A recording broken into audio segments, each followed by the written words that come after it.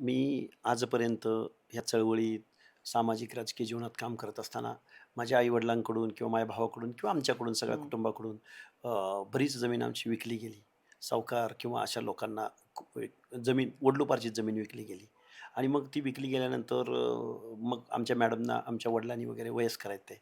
वडिलांनी वगैरे खूप रिक्वेस्ट केली, की आपल्याला थोडीफार आपली जमीन असली पाहिजे हं, गावाकडं. हं, हं. असं-असं भावनेतून त्यांनी ती थोडं जिरायती जमीन असं गावाकडं माझी मिसेस आहे, सॅलरीड पर्सन आहे. तिनं बँक लोन घेतलंय आणि ते सगळं ऑनलाईन आहे. ते त्यात काही वावगं काहीच नाही. आणि अशा सगळ्या गोष्टी आता ती माझी मॅडम काय करतात, खर्च कुठं करतात, पगार किती इथपर्यंत आलेले आहेत. हं, अजून लक्ष्मण हाकेचं काय मागचं काय त्यांच्यावर केस आहे का? हं. गुन्हा कुठल्या कोर्टात पेंडिंग आहे का? किंवा त्यांचं सिव्हिल रेकॉर्ड किंवा कुठलं लोन उचललंय आणि त्याची काही नोटीस-बिटीस हे सगळं चालू आहे आता सध्या. पण माझ्या ओबीसी बांधवांना, भटक्या विमुक्त जाती जमातीच्या लोकांना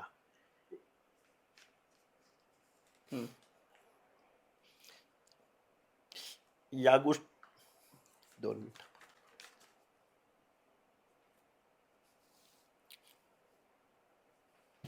या गोष्टी खरं तर प्रश्न असा आहे, की यशवंतराव चव्हाणांचं नाव घेतात ही लोकं.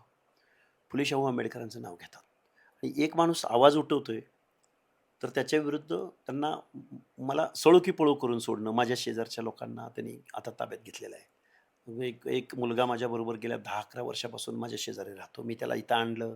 मी त्याला फ्लॅट भाड्याने घेऊन दिला. परत त्याला त्याचा गॅस संपला तरी माझ्या घरचा गॅस मी त्याला दिलेला आहे. त्याच्या घरी नातेवाईक आले, तरी त्याला त्या नातेवाईकांना चहा, पाणी, अंथरूण, पांघरूण एवढ्या सगळ्या गोष्टी माझ्या समाजातला पोरगा आहे, होतकरू पोरगा आहे.